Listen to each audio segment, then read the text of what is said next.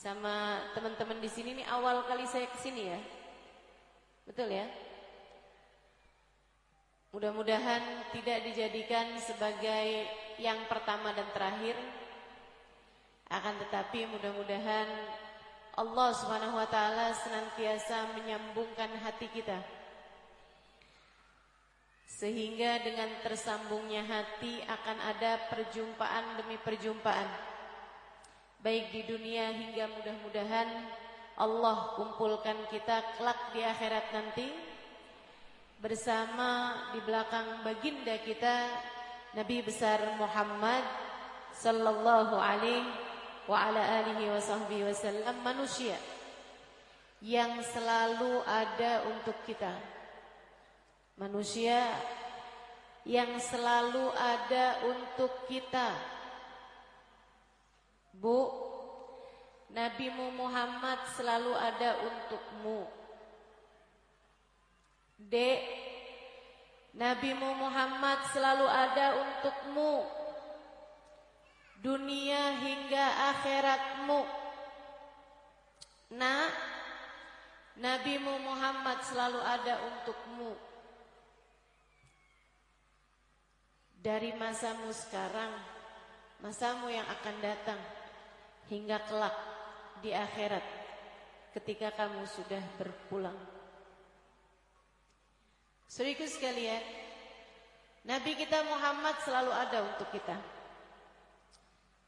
Dan itu adalah sebuah kabar gembira, fakta yang paling menyenangkan buat saya. Dan semoga juga menjadi fakta yang menyenangkan untukmu. Ketika dalam hidupmu kamu tahu bahwa kamu tak pernah sendirian. Ketika dalam hidupmu kamu tahu bahwa ada yang telah begitu menyayangimu, bahkan sebelum keberadaanmu di atas muka bumi ini. Tangannya selalu tengadah untukmu, mendoakanmu di malam-malamnya, ketika beliau telah menghabiskan nyaris panjang malamnya untuk beribadah pada Allah Subhanahu wa taala. Sesudah itu beliau menengadahkan tangan mendoakan. Saya mendoakan kamu, mendoakan anak-anakmu, mendoakan cucu-cucumu bahkan. Saudaraku sekalian yang saya muliakan, Sayyidah Aisyah bercerita, "Fi dzati yaum farahtu Nabi sallallahu alaihi wasallam." Pada suatu malam saya membuat sesuatu hal yang membuat bahagia baginda Nabi besar Muhammad sallallahu alaihi wasallam. Nabi yang disenangkan oleh Sayyidah Aisyah berusaha untuk membalas kebaikan, karena memang Nabi kita Muhammad kana yaqbalul hadiyah wa yukafi'uha. Nabi menerima kebaikan, menerima hadiah dari orang yang telah memberi hadiah pada beliau, wa yukafi'uha, dan membalasnya. Kadang-kadang kalau kita kasih sesuatu, Nabi balas, kasih sesuatu bahkan yang lebih besar. Ada orang kasih makanan, dikasih makanan balik sama Nabi Muhammad alaihissalam. Nah, kali itu Sayyidah Aisyah yang membahagiakan, menyenangkan Nabi Muhammad alaihissalam mendapatkan balasan berupa doa. Dan doa itu ketika ia keluar dari lisan manusia yang mulia, terkadang adalah merupakan hadiah terindah yang bisa kita dapatkan dari orang tersebut. Nabi balas doa buat Sayyidah Aisyah. Allahumma ighfir li Aisyah ma qaddamat ma akharat ma a'lanat ma asarrat ma alimat wa ma lam ta'lam. Ya Allah, ampunilah dosanya Aisyah yang dia lalu-lalu, dosa yang lalu-lalu ataupun dosanya yang baru-baru. Ya Allah, ampunilah Aisyah dosanya yang dia lakukan secara terang-terangan ataupun yang dia lakukan secara sembunyi-sembunyi. Ya Allah, ampunilah Aisyah dosanya yang dia tahu maupun yang dia tidak tahu. Karena terkadang dosa itu yang bahaya yang kita nggak tahu. Kita kirain kita bikin perkara baik aja gitu. Ternyata di sisi Allah dianggap telah berbuat perbuatan dosa yang bahkan membuat Allah Subhanahu wa taala murka padahal kita tidak menyadarinya. Ini bahaya. Jadi mendengar hal seperti itu, Sayyidah Aisyah tampak sangat berbahagia, teman-teman. Sembulak merah di muka Sayyidah Aisyah. Bayangkan, kamu bisa bayangkan, ya. Mohon maaf Ibu untuk nggak ambil gambar saya ya Bu ya. Yang di belakang, dihapus aja ya. Ya. Tadi sudah diumumkan? Sudah ya.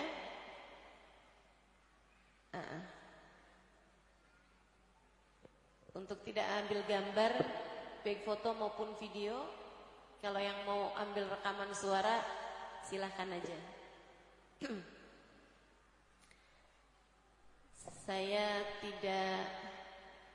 tidak suka dan tidak ridho ada di foto, ada di HP teman-teman. Tapi saya suka, saya mau, saya ada di hati teman-teman. Sebab HP bisa rusak, HP bisa hilang. Tapi kalau disimpan di hati, insya Allah mudah-mudahan bisa jadi tali yang terus menyambungkan kita dari dunia hingga akhirat, insya Allah. Amin ya rabbal alamin. Baik, teman-teman sekalian saya muliakan, kamu bisa bayangkan kalau ada orang mulia mendoakanmu dengan doa seperti itu. Ya Allah, ampuni dosanya ya Allah, yang dulu-dulu maupun yang baru-baru. Ampuni dosanya ya Allah, yang dia lakukan sengaja, terang-terangan, ataupun yang dia lakukan secara sembunyi-sembunyi. Ya Allah, ampuni dosanya ya Allah, yang dia lakukan tahu bahwa itu dosa maupun yang dia tidak tahu bahwa itu dosa. Kamu tentu senang sekali. Sayyidah Aisyah begitu, yang doa Nabi Muhammad, senangnya luar biasa. Sayyidah Aisyah merah mukanya karena senang, senyum. Nabi tanya, "Farihti bi du'ai Aisyah?" Kamu senang nih karena mendengar doa saya Aisyah? Sayyidah Aisyah mengatakan, "Bala ya Rasulullah, tentu wahai Rasul, saya sangat bahagia mendengar doamu itu. Dan hari ini rasanya kayak jadi hari lebaran buat saya." Nabi kemudian berkata, "Dan simak dengan baik ini, dengarkan dengan hatimu, apalagi mengingat fakta bahwa kita jarang-jarang ketemu. Dengarkan dengan hatimu teman-teman, hadis Nabi Muhammad yang satu ini, karena ini adalah hiburan bagi saya, dan semoga juga jadi hiburan untukmu, umat Nabi Muhammad sallallahu alaihi wasallam, dimanapun saja kita berada." Nabi Muhammad berkata kepada Sayyidah Aisyah, "Ya Aisyah, inni da'autu bihadihi da'wa fi kulli laylah li ummati." Aisyah, saya berdoa dengan doa yang seperti ini setiap malam-malam saya. Ya Allah, ampunilah dosanya. Ya Allah, ampunilah dosa mereka, yang mereka tahu, yang mereka nggak tahu, yang lama-lama, yang baru-baru. Ampuni dosanya yang dilakukan sembunyi-sembunyi ataupun terang-terangan. Buat siapa Nabi Muhammad berdoa tiap malam? Li ummati, untuk umatku, kata Nabi. untuk saya, untuk kamu. Sepanjang hidup Nabi Muhammad di masa lalu, 1400 tahun silam, Nabi setiap malamnya mendoakanmu, mendoakan kita. Ya Allah ampunin dosanya, ya Allah ampunin dosanya. Karenanya, kalau kamu merasa dalam hidupmu ada dosa-dosa yang kamu kepengen tinggalin, tapi ternyata gak mudah, kamu taubatin berulang-ulang, tapi kamu kembali mengerjakannya. Mungkin kamu juga punya anak, punya saudara, punya orang tua mungkin, yang kamu melihatnya mengerjakan perbuatan-perbuatan dosa, bahkan mungkin perbuatan dosa-dosa besar. Kamu selalu mendoakan mereka, ya Allah ampunin, ya Allah ampunin, ya Allah. Kasih taubat ya Allah, kasih taubat ya Allah, kembalikan ke jalanmu ya Allah. Akan tetapi ia terus saja berbuat perbuatan dosa. Akan tetapi satu waktu kamu melihat dirimu atau si pendosa yang selama ini kamu mendoakannya tersebut tiba-tiba bertaubat pada Allah Subhanahu wa taala. Tiba-tiba menjadi baik keadaannya. Dosa yang berusaha untuk kamu taubatin berulang-ulang, namun kamu kembali mengerjakannya, tiba-tiba dengan begitu mudahnya Allah melepaskanmu dari dosa tersebut.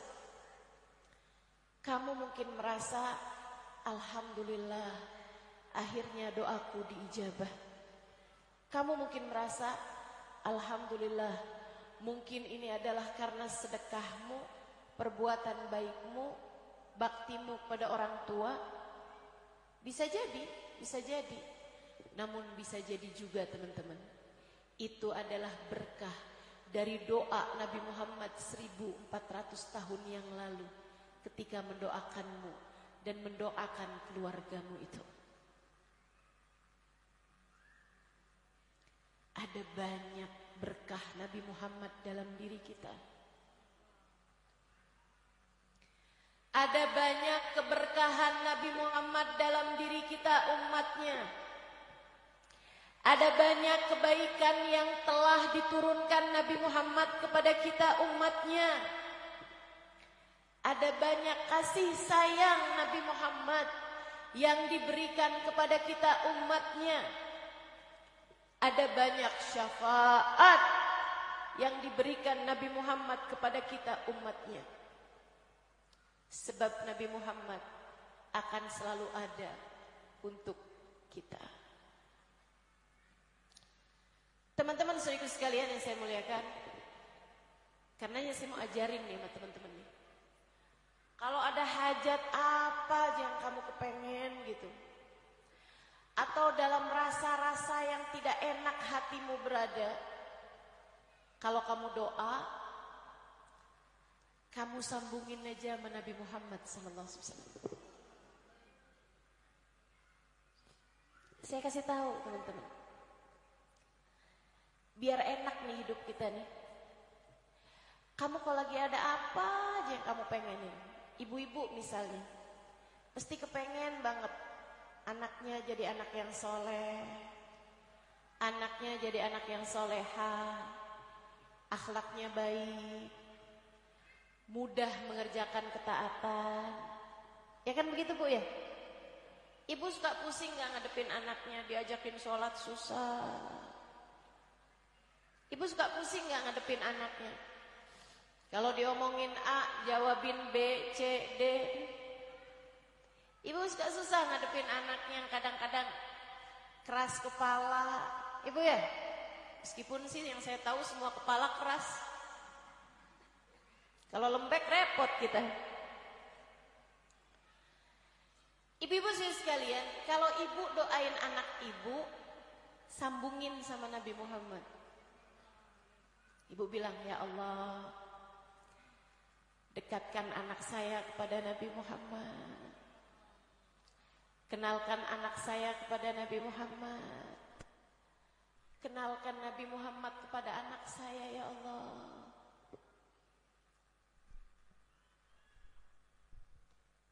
Ya Allah, dekatkan Nabi Muhammad pada anak saya, ya Allah. Ya Allah, jadikan Nabi Muhammad memandang anak-anak saya, ya Allah. Bukankah anak saya adalah umat Nabi Muhammad, ya Allah? Dekatkan mereka dengan nabinya, ya Allah. Ibu-ibu sekalian, biar ada sambungan yang erat antara anakmu dengan Nabi besar Muhammad sallallahu alaihi wasallam.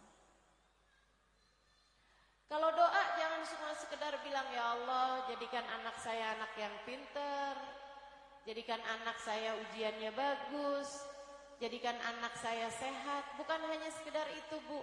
Boleh kamu minta begitu, boleh. Akan tetapi jangan sampai kamu lupa untuk minta agar hati anak-anakmu tersambung sama Nabi besar Muhammad. Karena kalau doamu diijabah dan Nabi Muhammad secara penuh mendidik, melihat anak-anakmu, memandang anak-anakmu dengan pandangan penuh kasih sayang, beda, gak sama antara orang yang gak pernah dilihat sama Nabi Muhammad dengan pandangan penuh cinta secara langsung dengan seseorang yang hatinya telah dipandang oleh Nabi besar Muhammad sallallahu alaihi wa ala alihi wasallam. Ibu-ibu sekalian, Nabi Muhammad ada untukmu, maka pakailah kesempatan itu sepenuhnya. Ambil hadiah indah tersebut sepenuhnya. Jika kamu merasa bahwa beban hidupmu adalah masalah anak-anakmu, sertakan Nabi Muhammad di dalamnya. Minta pada Allah agar Nabi Muhammad ikut serta dalam menanggung bebanmu terhadap urusan anak-anakmu. Jadi kamu gak susah sendiri. Jadi kamu gak merasa jadi orang tua sendiri. Jadi kamu gak merasa jadi seseorang yang surga anakmu berada di bawah telapak kakimu sendiri. Ibu-ibu sekalian, jadi kamu gak merasa jadi orang yang saya harus bisa menjadi perantara anak-anak saya, membawa anak-anak saya ke dalam surga. Karena itu berat, Bu. Karena itu berat. Ku anfusakum wa ahlikum naro, kata Allah. Jagalah diri kalian dan anak-anak kalian dari api neraka. Ibu, saya seringkali merasa, jangankan menghindarkan orang lain dari api neraka, menghindarkan diri saya sendiri dari api neraka belum tentu saya mampu melakukannya. Bukankah begitu? Saya 20 tahun menikah belum ada anak. Sehingga saya tidak terbebani dengan harus membawa anak-anak saya ke dalam surga. Akan tetapi besar harapan saya bahwa anak-anak saudara-saudara saya, anak-anak teman-teman saya, bahkan anak-anak dari ibu-ibu yang pernah hadir di majelis saya, semoga semuanya bisa ikut serta masuk ke dalam surga Allah Subhanahu wa ta'ala. Dan Allah menghindarkan kita semuanya dari api neraka. Bu, kamu sama Allah dikasih amanat. Ku anfusakum wa ahlikum nara. Jagalah diri kalian dan keluarga kalian dari api neraka. Jagalah dirimu dan keluargamu dari api neraka. Kamu diminta sama Allah Subhanahu wa ta'ala buat menghindarkan anak-anakmu, cucu-cucumu dari api neraka. Kamu sanggup? Kamu mampu? Bu, ini yang pada punya anak, coba pikirin. Kamu sanggup jagain anak-anak kamu biar mereka nggak masuk neraka? Kamu sanggup jagain cucu-cucu kamu ke bawah biar mereka terhindar dari api neraka? Kamu sanggup memastikan mereka jauh dari dosa-dosa? Bahkan kepada diri kita sendiri, berulang kali kita berjanji, mulai sekarang saya nggak mau lagi ngomongin orang. Mulai sekarang saya nggak mau lagi melihat yang haram. Mulai sekarang saya menjaga diri saya dari apapun yang diharamkan Allah. Apakah kamu berhasil? Berulang kali kamu melakukannya, berulang kali kamu mentaubatinya, dan kamu lagi dan lagi terjatuh kepada perbuatan-perbuatan dosa. Jagain diri kita sendiri aja gak mampu, Bu. Gimana mau jagain orang lain? Bukan begitu? Bukan begitu? Teman-teman sekaligus sekalian yang saya muliakan, amanatnya itu berat. Ku anfusakum wa ahlikum naro, berat. Kamu gak akan sanggup menanggungnya. Jadi gimana nih buat menghindarkan diri dan keluarga dari api neraka?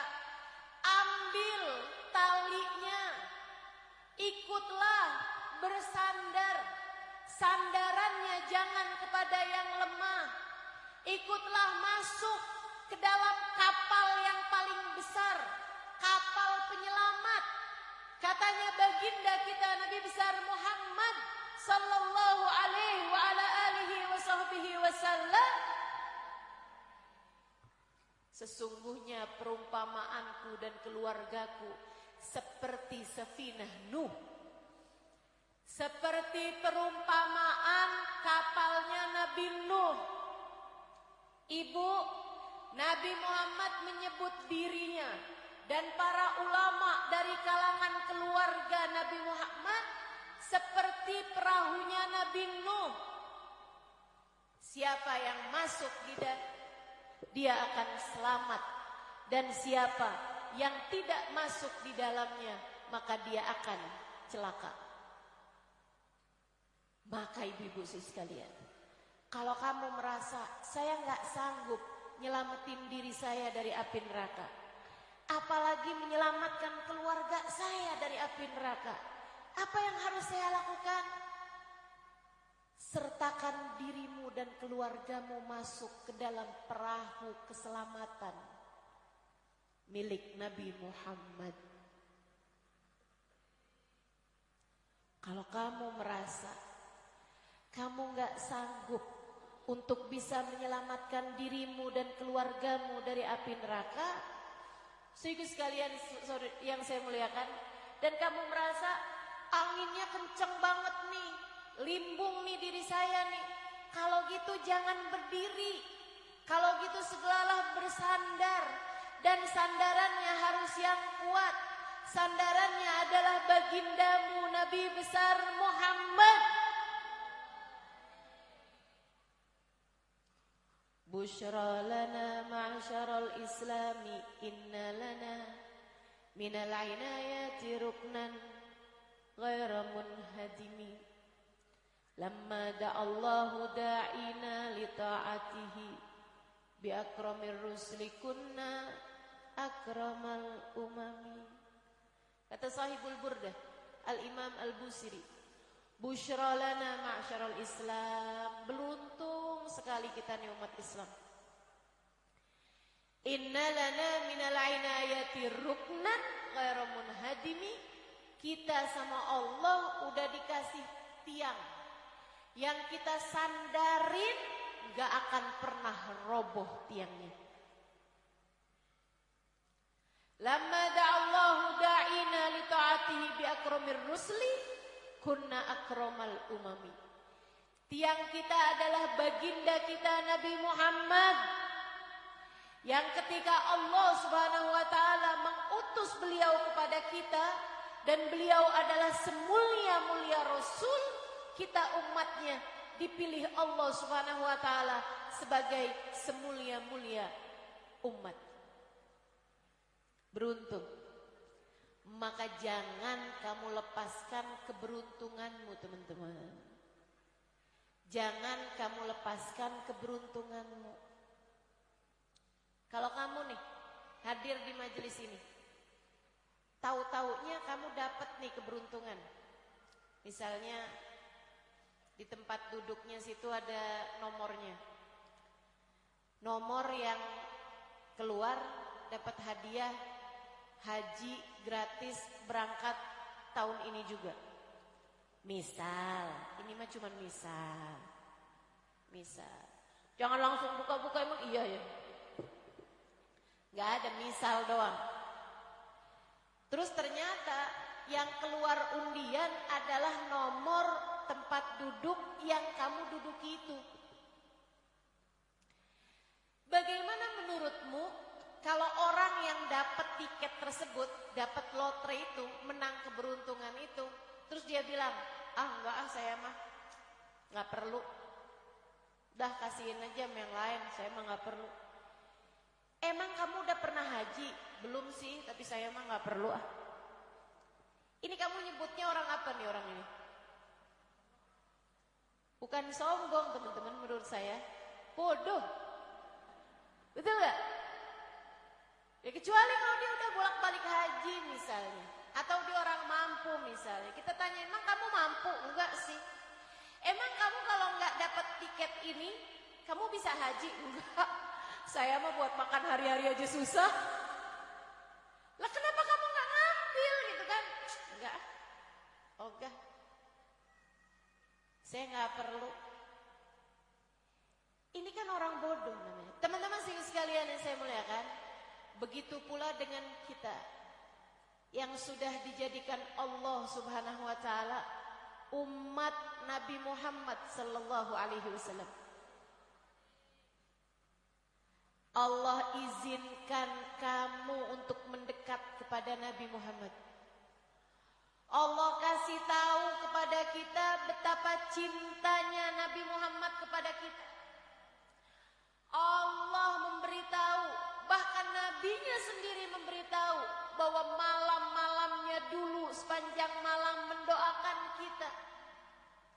Ketika kamu melewatkan kesempatan ini, ketika kamu tidak mengambil kesempatan ini, bukankah kamu juga adalah orang yang begitu bodoh?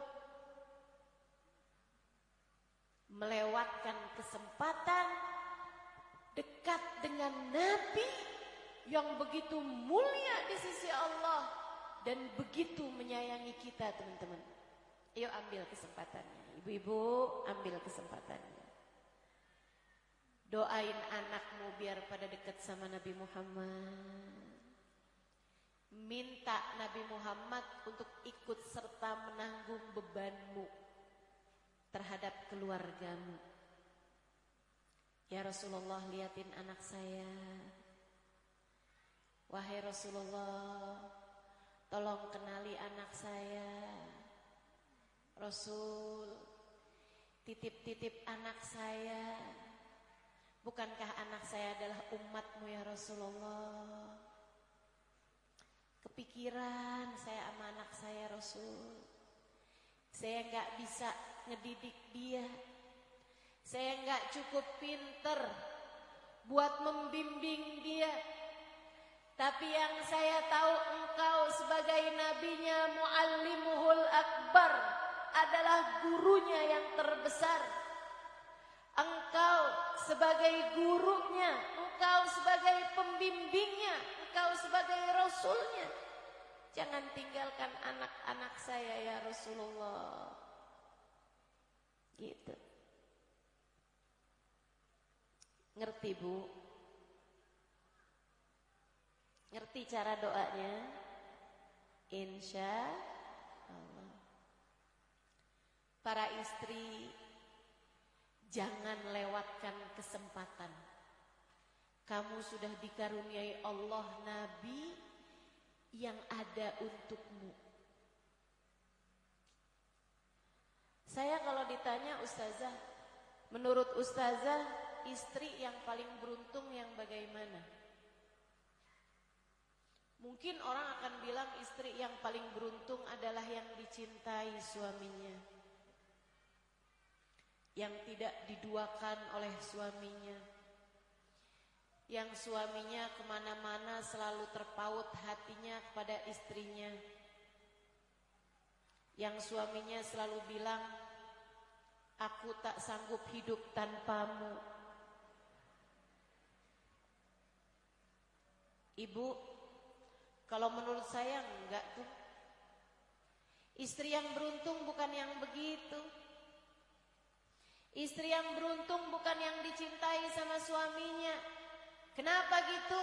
Sebab Bu, manusia nih yang pada umumnya, manusia-manusia biasa ya, manusia-manusia yang rakyat jelata, itu kalau cinta suka ngerepotin. Betul nggak?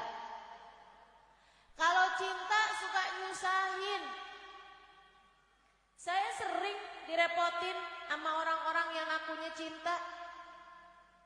Ibu-ibu sih sekalian, pengen salaman, pengen bisa peluk, pengen bisa salaman, tapi nyusahin gitu.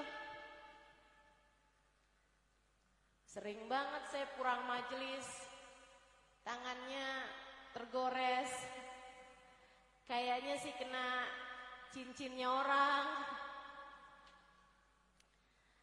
Kadang-kadang orang pengen peluk atau pengen cium, tapi dianya jauh.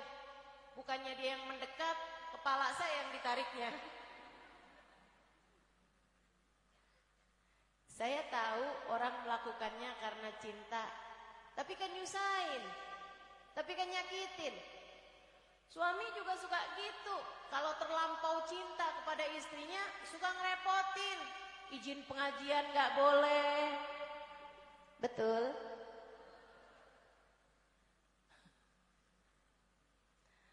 Kamu mau jengukin orang tua di luar kota susah. Karena katanya suaminya terlalu cinta gitu. Nah ini kan manusia tuh kalau cinta suka ngerepotin. Ntar suaminya saya pernah tahu tuh, ada istri yang suaminya tuh ngikutin dia mulu kemana istrinya pergi. Ke dapur diikutin, ke ruang tamu diikutin.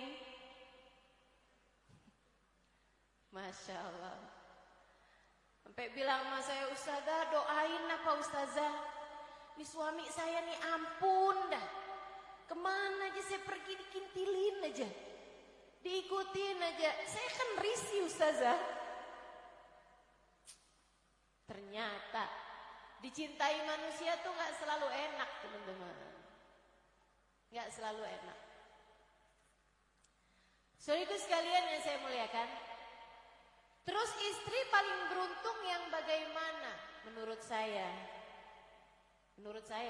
kalau kamu tanya saya, istri yang paling beruntung yang dicintai sama Nabi Muhammad. Istri yang paling beruntung yang dicintai sama Nabi Muhammad. Ketika dia berbuat baik, Nabi Muhammad menengadahkan tangannya berkata, ya Allah, terimalah kebaikannya di sisimu, muliakan dia, bahagiakan hatinya, maka kamu pun menjadi seorang perempuan yang berbahagia.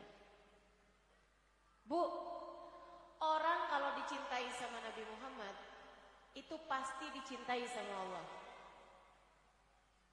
Itu udah pasti. Karena Allah tidak pernah mencintai siapapun lebih daripada cintanya kepada Nabi Muhammad. Maka Allah akan mencintai siapapun yang dicintai sama Nabi Muhammad. Jadi kalau ada istri dicintai sama Nabi Muhammad, dia sudah pasti dicintai sama Allah. Dan kalau Allah udah cinta sama seorang hamba, Tsumma yudha' lahul ghabulu fil ard. Allah akan letakkan cinta di bumi kepada orang-orang yang soleh-solehah kepada orang tersebut.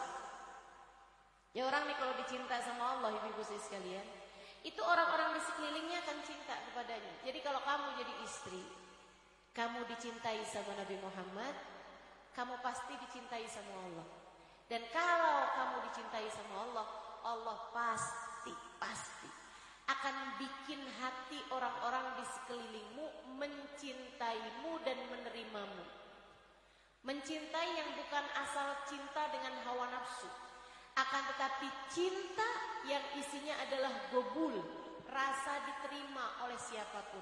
Suamimu bakal sayang sama kamu. Dia menerimamu, mencintaimu sebagai istrinya. Anak-anakmu akan mencintaimu dengan cinta anak kepada orang tuanya.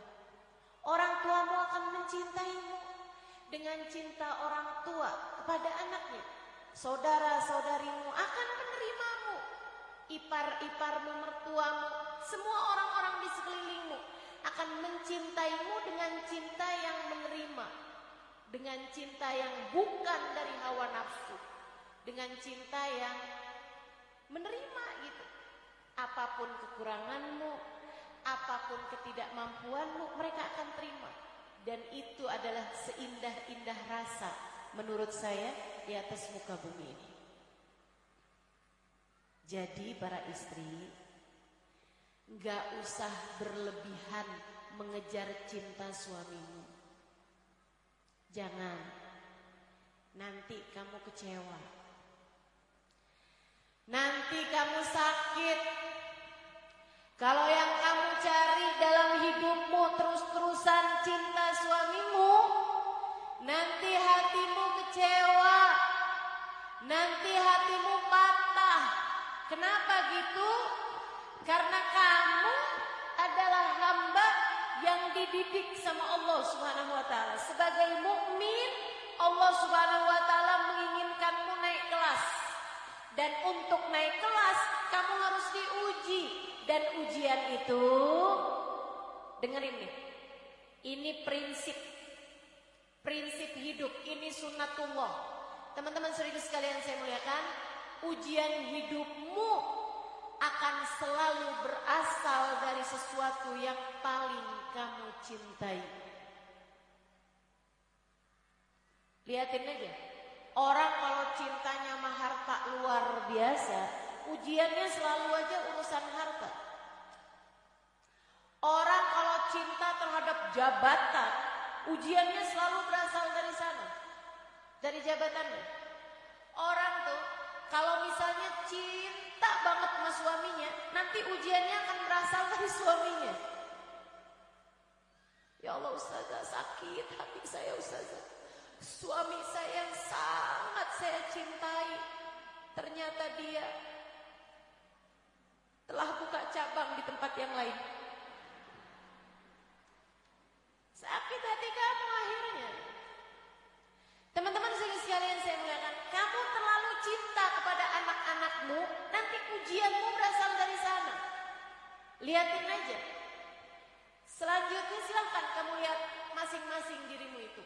Kok saya ujiannya dari suami mulu ya? Nah itu berarti kamu memang terlalu cinta kepada suamimu. Makanya ujianmu berasal dari sana. Ustazah, saya kok hidup miskin mulu Ustazah. Susah mulu nih urusan harta. Itu karena Allah lihat hatimu tuh terhadap urusan harta luar biasa. Makanya ujiannya berasal dari sana terus. Teman-teman saudaraku sekalian yang saya muliakan, saya Ustazah ujiannya difitnah orang terus-terusan, dibenci orang terus-terusan. Itu kenapa Ustazah? Itu karena hatimu terlalu membesar-besarkan pandangan orang kepadamu. Susah terus kamu kalau kayak begitu. Teman-teman saudaraku sekalian yang saya muliakan, jadi yang paling enak itu istri yang dicinta sama Nabi Muhammad sallallahu alaihi wasallam. Gak usah terlampau berlebihan mengejar cinta suamimu. Gak usah. Berarti gak usah cinta gitu Ustazah sama suami. Cintai suami. Cintai. Sayangi. Gimana caranya Ustazah? Cintai dia sebagai saranamu untuk mencari ridhonya Allah. Sebatas itu aja. Cintai dia sebagai saranamu untuk mendapatkan ridhonya Nabi besar Muhammad sallallahu alaihi wa ala alihi wasallam. Tak cintai suami tapi bukan karena suami. Mencintai suami karena Allah. Setiap lihat suami ingatnya ini adalah jalan surga saya. Ini adalah jalan saya mendapatkan ridho Allah Subhanahu wa taala. Gitu. Kalau kamu lihat suami, setiap kali melihat suami, ingatnya dia adalah jalan surgamu. Teman-teman sekalian, jadinya gini nih. Kalau suami lagi menyenangkan, alhamdulillah, jalan surga. Surga memang menyenangkan, makanya ini luar biasa. Alhamdulillah. Kalau suamimu lagi menyebalkan, kamu ingat-ingat juga jalan surga. Surga emang berat. Sesuatu hadiahnya surga emang berat. Kalau ringan, hadiahnya gak bakalan surga. Hadiahnya palingan kipas angin sama Indomie sekerdus. Gitu teman-teman. Cara kamu melihat suamimu itu gak usah yang ini adalah belahan jiwa saya. Kamu nanti kalau begitu caranya, kalau kamu kehilangan suamimu, kamunya tinggal sebelah.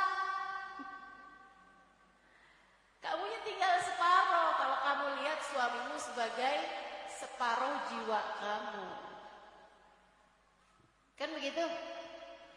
Suamiku adalah jantung hatiku. Kamu begitu kehilangan suami, nanti kamu gak punya jantung. Kamu gak punya hati.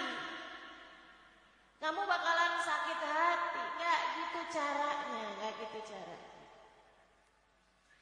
Cintai suamimu hanya sebatas Nabi Muhammad tuh ridho sama istri yang baik sama suaminya, sama istri yang solehah, sama istri yang menyayangi, mencintai suaminya.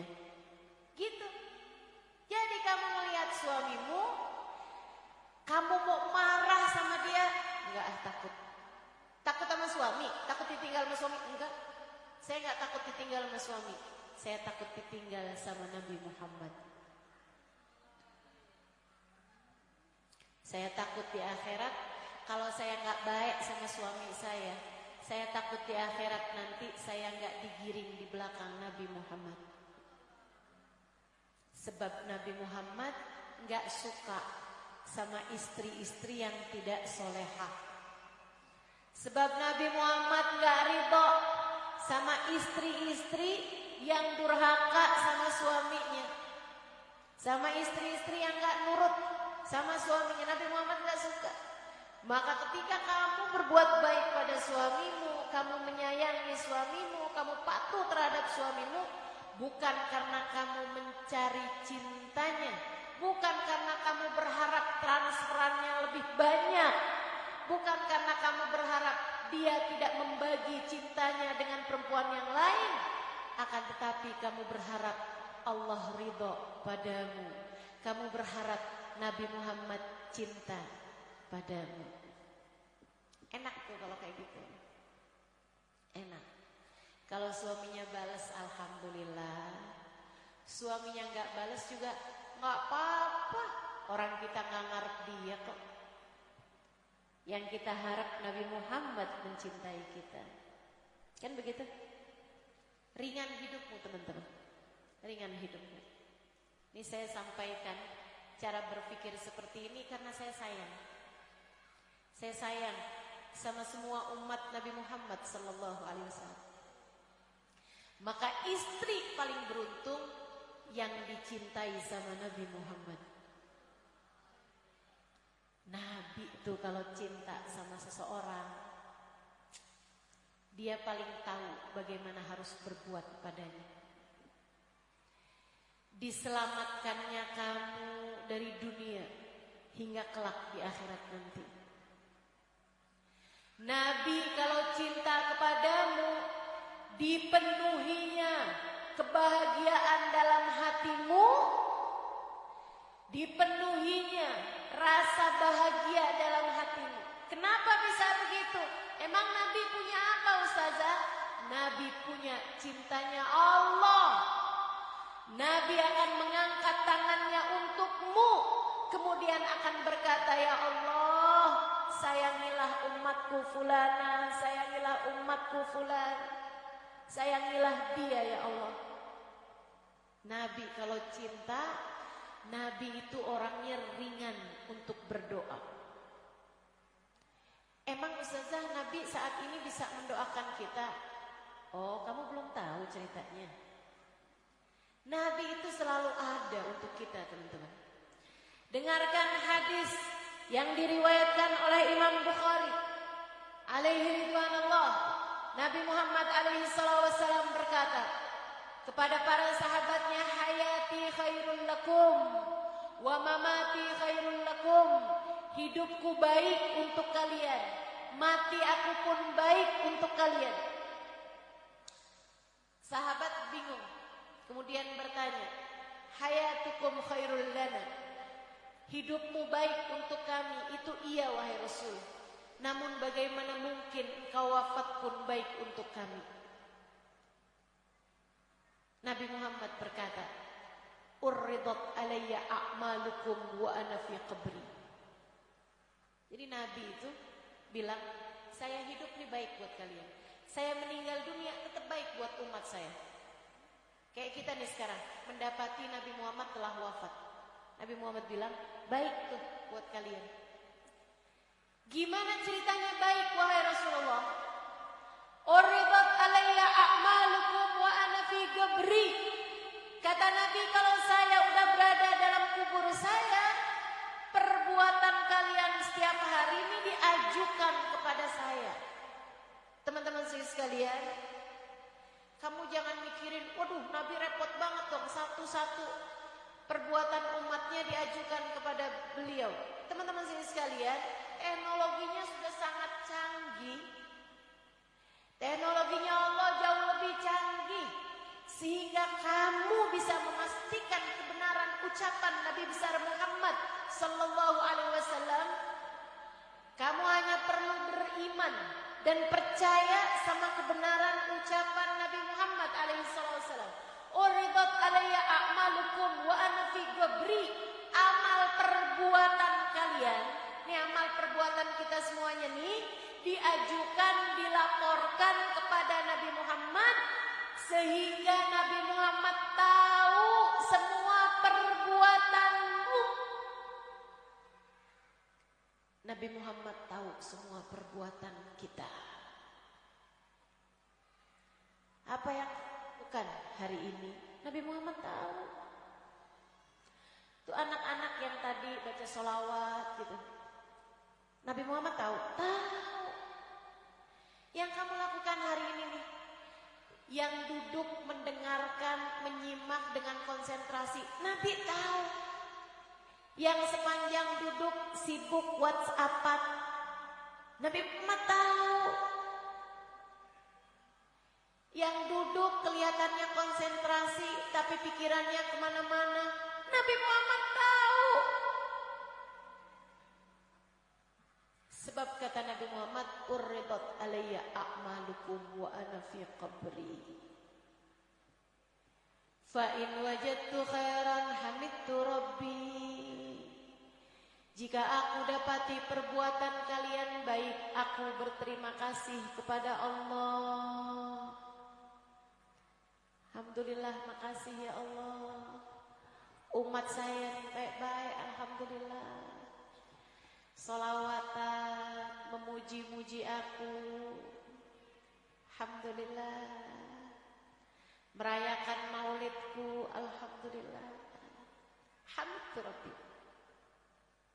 Makanya guru saya Habib Umar bin Hafid sering bilang, kalian itu kalau kerjain sesuatu, ada di antara perbuatan kalian yang menyunggingkan senyum Nabi Muhammad. Dan ada di antara perbuatan kalian yang bikin sedih hati Nabi Muhammad. Maka sebelum kalian mengerjakan sesuatu, pikirkan itu. Jadi kalau mau ngapa-ngapain, pesan Habib Umar tuh, kalau mau ngapa-ngapain pikirin dulu, ini Nabi Muhammad lihat saya ngerjain ini rinto enggak ya? Seneng enggak ya? Senyum enggak ya? Atau malah sedih Nabi Muhammad kalau ngelihat saya ngerjain ini? Gitu. Teman-teman saudaraku sekalian yang saya muliakan, Nabi Muhammad tahu yang kita kerjakan. Fa'in wajadtu ghaira dzalik, kata Nabi, kalau aku dapati amal perbuatan kalian tidak baik, perbuatan dosa, kamu tuh jadi istri kerjanya ngomelin suami mulu. Ada tuh yang begitu di Jakarta. Di sini di Penajam nih nggak ada bedanya.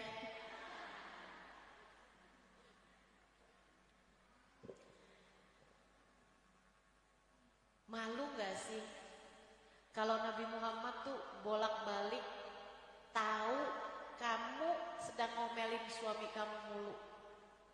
Malu nggak? Bayangin deh, malu nggak? Ibu-ibu saudara sekalian yang saya muliakan,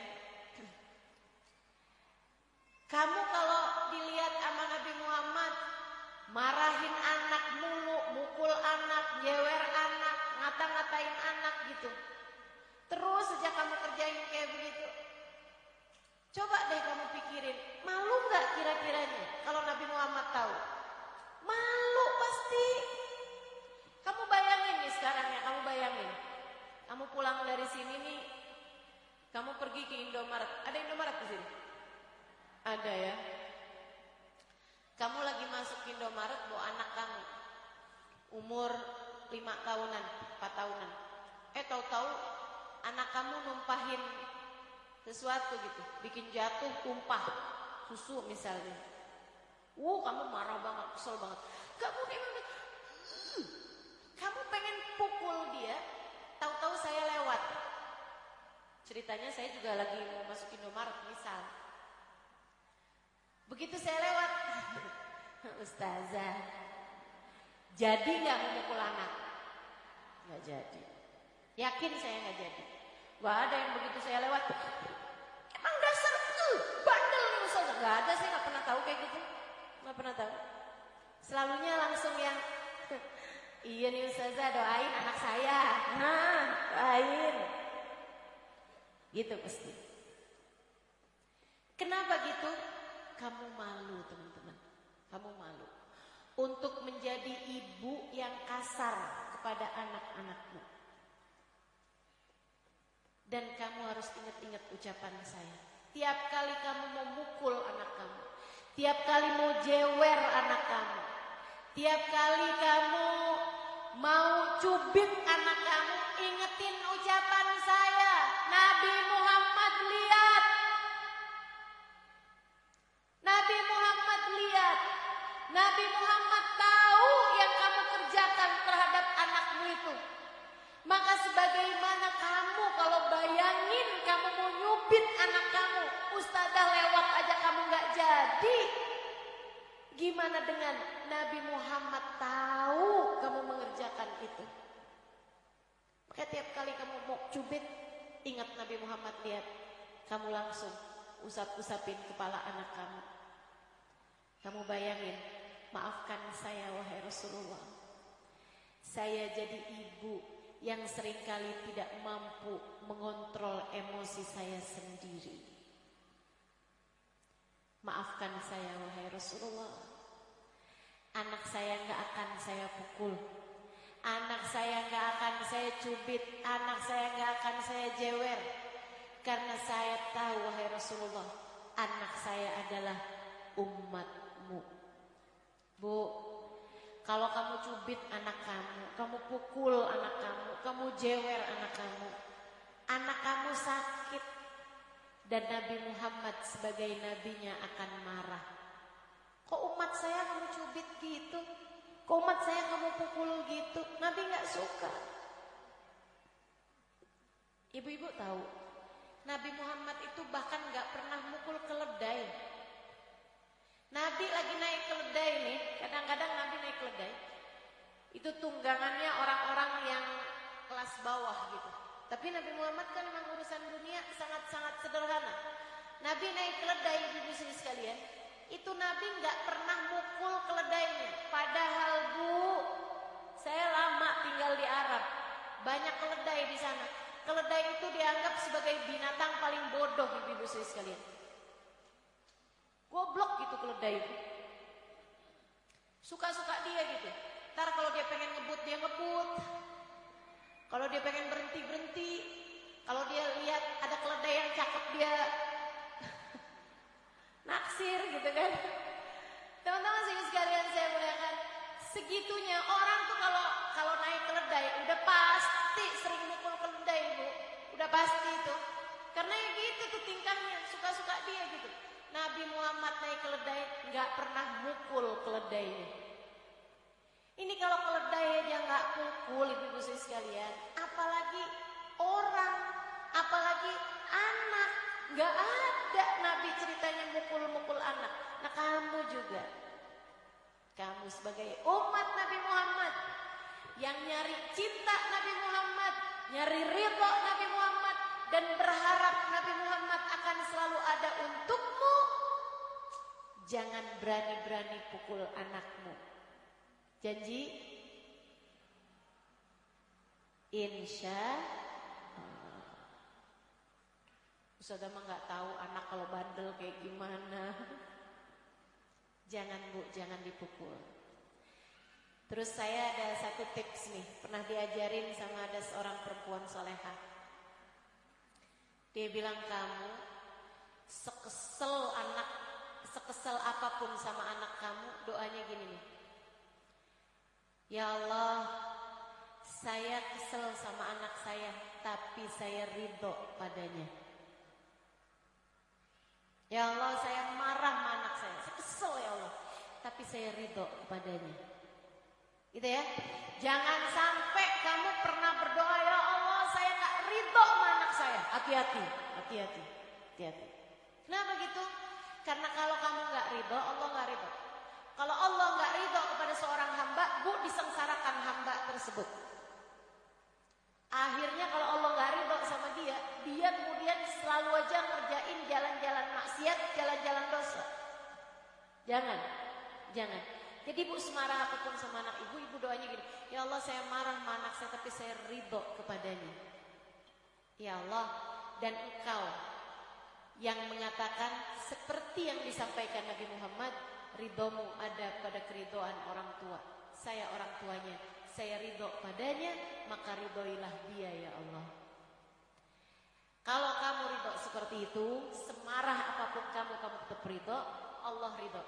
Kalau Allah ridho Bu, andai pun anak kamu sekarang masih belum benar, nanti Allah karena keridhoannya akan menjadikan anak kamu nanti satu hari bakalan benar. Tungguin, dia nanti bakalan taubat, dia nanti pasti bakalan jadi benar, ibu sekalian. Ya, cari ridho Allah, cari ridho Rasulullah Sallallahu Alaihi Wasallam. Jadi ini yang kita kerjain, Nabi Muhammad tahu. Allah bilang dalam Al-Quran, A'udhu billahi minasyaitonir rajim, wa qul i'malu wa sayarallahu amalakum wa rasuluh. Dan berbuatlah kalian, wahai orang yang beriman, berbuatlah kalian. Fasayarallahu amalakum wa rasuluh. Allah akan lihat perbuatan kalian, dan bukan hanya Allah, akan tetapi Rasulullah Sallallahu Alaihi Wasallam. Jadi yang kita kerjain semuanya Nabi Muhammad tahu. Karenanya Nabi Muhammad akan selalu mendoakan kita dari alam barzahnya sana. Didoain. Kalau baik didoain ya Allah terima, ya Allah terima. Kalau nggak baik masih Nabi Muhammad doain juga, ya Allah ampunilah dosanya, ampunilah dosanya. Nabi Muhammad ada untuk kita.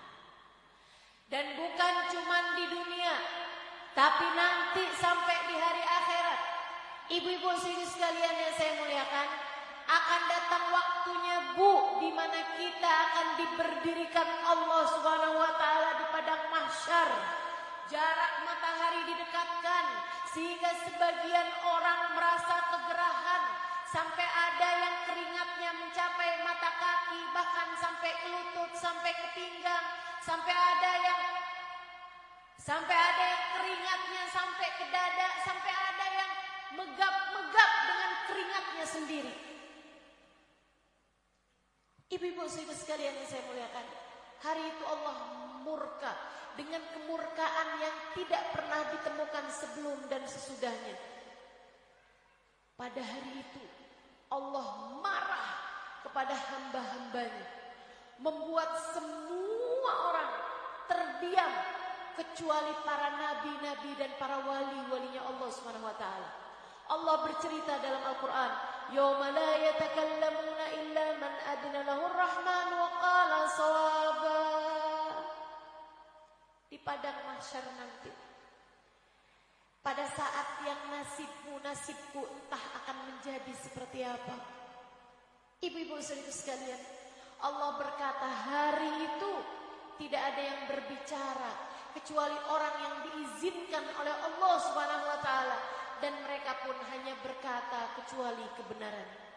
Mereka pun hanya berkata ucapan-ucapan kebenaran. Seperti apa ucapan mereka? Allah bercerita dalam ayat yang lain, la tasma'u illa hamsa. Hari itu tidak terdengar suara selain suara desisan belaka. Yang kedengaran cuma suara di padang mahsyar. Kamu gak bisa lari hari itu. Kamu gak ada yang absen hari itu. Semuanya hadir di padang mahsyar. Semuanya ketakutan setengah mati, ibu-ibu sekalian. Yauman abusan qamtarira. Hari itu semua wajah cemberut. Hari itu semua wajah bermuka masam. Hari itu semua wajah kecut, ketakutan. La tasma'u illa hamsa. Tidak kedengeran suara kecuali suara desisan belaka. Suara Kenapa yang kedengaran suara Karena yang bersuara hanya para nabi-nabinya Allah. Karena yang bersuara hanya para wali-walinya Allah. Dan mereka hanya berbicara dengan suara yang sangat perlahan sekali. Apa yang mereka bilang? Mereka hanya berdoa dengan satu jenis doa. Doanya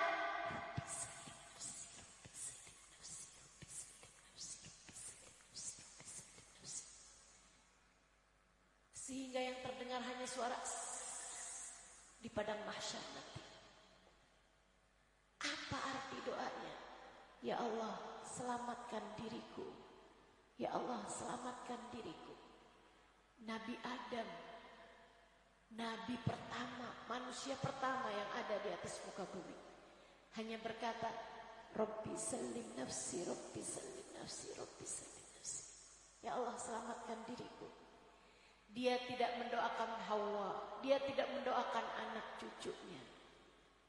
Dia hanya berkata, ya Allah, selamatkan diriku. Nabi Nuh, Nabi Musa, Nabi Ibrahim, Nabi Yahya, Nabi Idris, nabi-nabi yang lain-lainnya, teman-teman sekalian, Nabi Saleh, Nabi Harun, semua hanya berdoa dengan doa Rabbi salim nafsi, Rabbi salim nafsi. Ya Allah, selamatkanlah diriku. Nabi Yusuf hanya berdoa Rabbi salim nafsi. Nabi Zakaria hanya berdoa Rabbi salim nafsi, Rabbi salim nafsi. Dengan suara desisan yang kedengarannya hanya pelan sekali. Demikian pula dengan para wali-walinya Allah Subhanahu wa taala. Sayyidina al-Faqihil Muqaddam, Sayyidina Syekh Abu Bakar bin Salim, Sayyidina Syekh Abdul Qadir Al-Jailani, Sayyidah Rabi'ah Al-Adawiyah, dan para wali-wali yang lain-lainnya, teman-teman sekalian. Hari itu mereka hanya berkata dengan suara desisan belaka, Rabbi sallim nafsi, Rabbi sallim nafsi. Ya Allah, selamatkanlah diriku, selamatkanlah diriku. Satu-satunya suara yang berbeda adalah suara Nabi Muhammad sallallahu alaihi wasallam. Tidak dengan suara pelan. Beliau berdoa dengan suara yang lantang. Rabbi sallim ummati, Rabbi sallim ummati.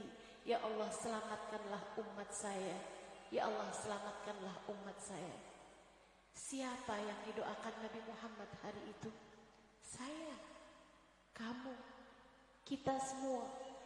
Jika kita meninggal dunia dan tetap berpredikat sebagai umat Nabi Muhammad sallallahu alaihi wasallam.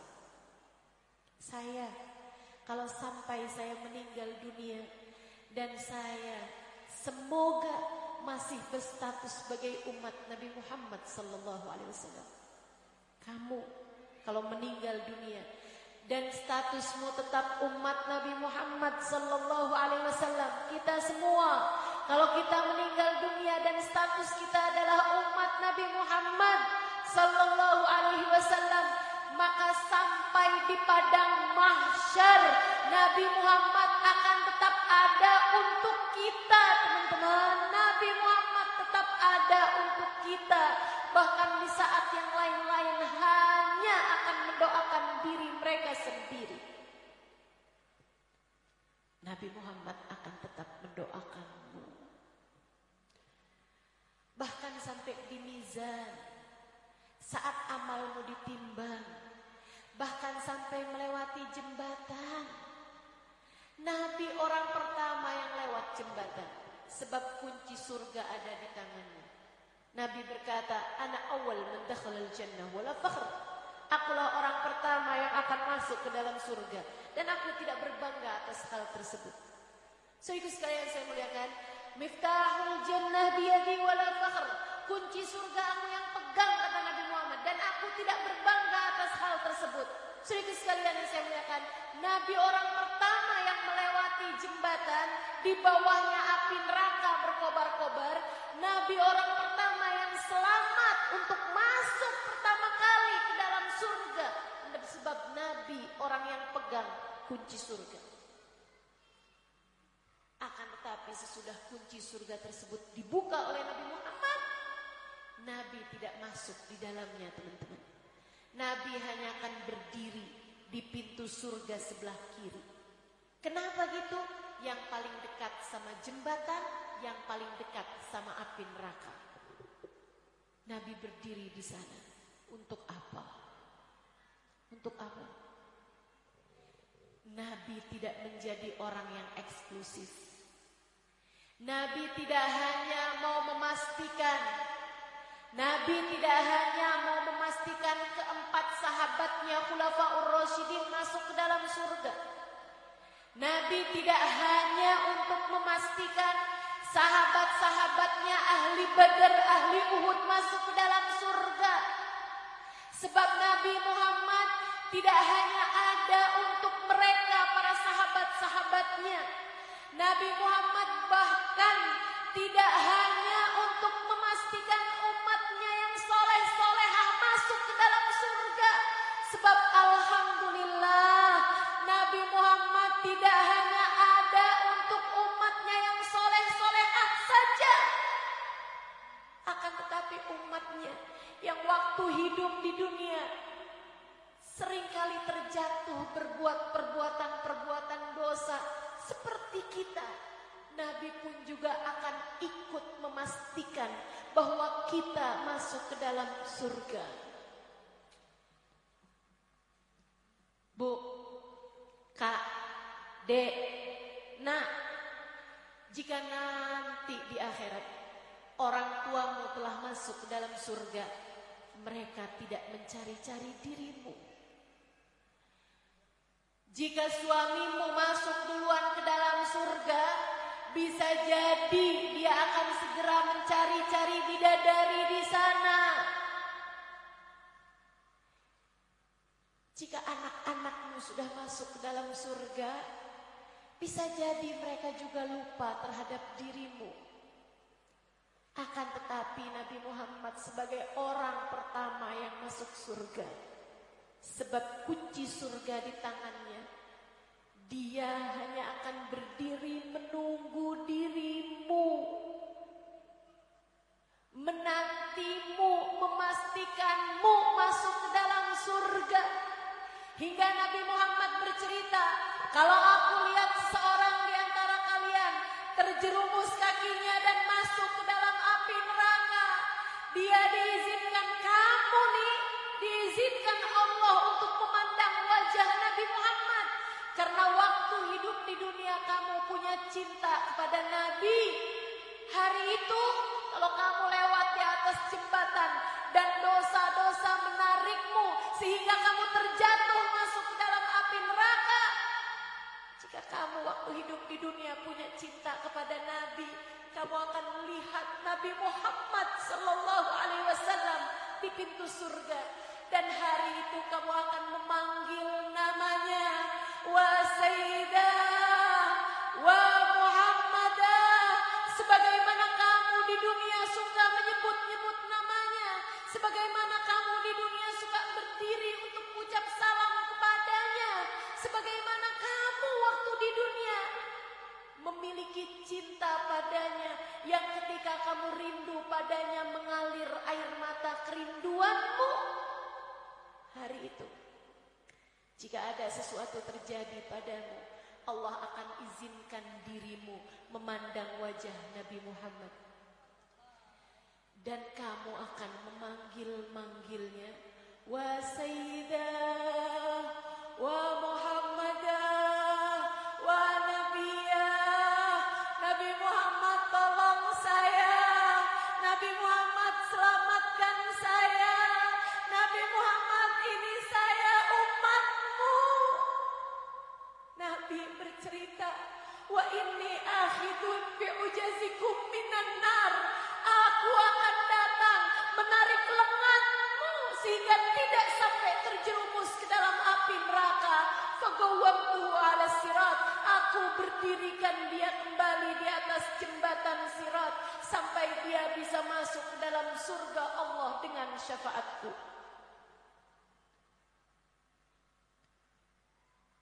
Nabi Muhammad ada untukmu sampai di perjalanan terakhir hidupmu, teman-teman. Membuatmu tidak pernah merasa sendirian dimanapun saja kamu berada. Syaratnya cuma satu. Syaratnya cuma satu.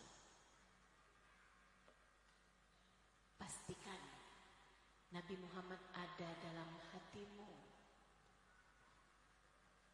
Jangan pernah tinggalkan Nabi Muhammad untuk apapun dan untuk siapapun. Tetaplah ada di jalan ini. Tetaplah ada dalam jalan Islam. Tetaplah ada di jalan ini. Jalan sholat, jalan ibadat, jalan taat kepada Nabi Muhammad. Tetaplah ada di jalan ini. Jalan cinta, jalan rindu, jalan dekat dengan Nabi Muhammad. Karenanya teman-teman sekalian, jika kamu tahu bahwa Nabi Muhammad akan menjadi orang, satu-satunya orang yang akan selalu ada untukmu, pastikan jangan pernah berani mati kecuali bawa cinta kepada Nabi. Pastikan Nabi Muhammad ada dalam hatimu dan tidak akan pernah kamu keluarkan lagi. Pastikan kamu kenal sama Nabi Muhammad, kamu dekat sama Nabi Muhammad, kamu sayang sama Nabi Muhammad, kamu cinta sama Nabi Muhammad. kamu rindu sama Nabi Muhammad. Dan kamu akan dibalas olehnya dengan cinta yang lebih besar dari cintamu, dengan rindu yang lebih besar dari rindumu. Dan dia akan selalu ada untukmu, membuatmu tak akan pernah merasa sendirian lagi di atas muka bumi ini, hingga membuatmu tak merasa sendirian saat kamu berada dalam sakaratul maut, hingga membuatmu tak akan pernah merasa sendirian di dalam alam kuburmu, dan membuatmu tak merasa sendirian di padang mahsyar hingga kelak di atas jembatan. Saudaraku sekalian yang saya muliakan, taruh Nabi Muhammad dalam hatimu, kunci rapat-rapat, gembok kalau perlu, dan jangan pernah mau kamu mengeluarkannya lagi sesudah saat ini. Mudah-mudahan Allah ijabah, mudah-mudahan Allah perkenankan, mudah-mudahan Allah perkenankan. Karena tentu saja yang Allah taruhkan cinta di hatinya kepada Nabi Muhammad, tentu saja Allah tidak akan mau meletakkan rasa tersebut di hati seorang hamba jika dilihatnya hatinya penuh dengan kotoran, jika dilihatnya hatinya penuh dengan kebencian, jika dilihatnya hatinya terdapat dendam kepada siapapun. Maka teman-teman, kalau kamu bilang, Ustazah kok saya gak bisa ya cinta sama Nabi Muhammad yang benar-benar gitu, cinta gitu kayak orang lain gitu, cinta sampai kalau kangen sama Nabi Muhammad berlelehan air matanya, kok hati saya gak bisa ya Ustazah. Coba dilihat kebencian pada siapa yang kamu masih rawat terus dalam hatimu itu. Coba lihat dendam kepada siapa yang masih terus-terusan kamu taruh dalam hatimu itu. Pengen hatimu diturunin cinta kepada Nabi Muhammad, ia barang mahal teman-teman sekalian, tidak akan Allah letakkan di hati yang murahan, hati yang punya dendam, hati yang punya permusuhan, hati yang murahan, hati yang tidak berkelas, hati yang kotor. Jangan mau hatimu menjadi salah satu di antaranya. Lepaskan dendammu, keluarkan permusuhan dalam hatimu, keluarkan kebencian terhadap siapapun dari dalam hatimu. Kamu berharga, jangan bikin dirimu menjadi orang-orang yang murahan. Mari teman-teman sekalian, agar hatimu layak untuk cinta kepada Nabi Muhammad, agar Nabi Muhammad selalu ada untuk kita insya Allah. Rabbana zalamna anfusana wa illam taghfir lana wa tarhamna lanakunanna minal khasirin. Rabbana atina fid dunya hasanah fil akhirati hasanah wa qina adzabannar. Da'wahum fiha subhanakallahumma wa tahiyyatuhum fiha salam. Akhiru da'wana anil hamdulillahi rabbil alamin. Ila hadratin Nabi Muhammad sallallahu alaihi wasallam.